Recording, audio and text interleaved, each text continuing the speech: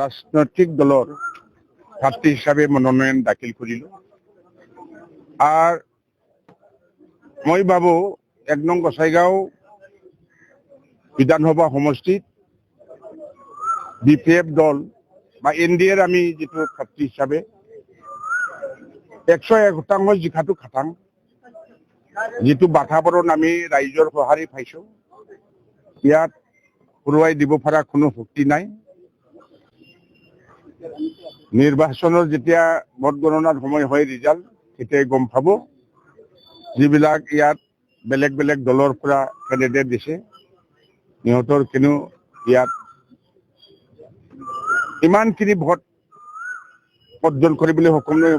সিহঁতৰ যিটো মানি, যিটো আৰ্নেজমেণ্ট বুলি কোৱা হয়, এইবিলাকে কিন্তু খাটাই ল'ব পাৰে। এনেকৈ এটা গোসাইগাঁও 1 নম্বৰটো। আৰু এইটো ইয়াৰ পৰা মই বিধানসভাত গৈ গোসাইগাঁও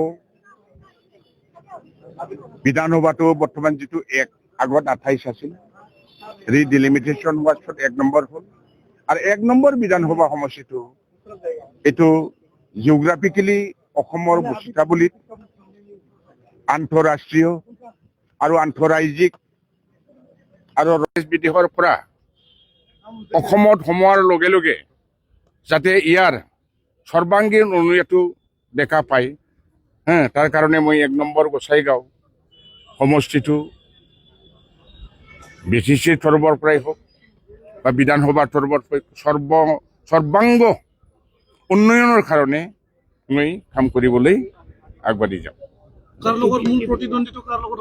মোৰ ইয়াত প্ৰতিদ্বন্দ্বী বুলি মইতো এতিয়াও কোনো নাই, কোনো প্ৰতিদ্বন্দ্বী নাই বুলি মই ভাবো। 80% ভোট মোৰ পলীয়া হ'ব, বাকী তাত প্ৰতিদ্বন্দ্বী কোৱা নাযায়। 20% কি থাকিব।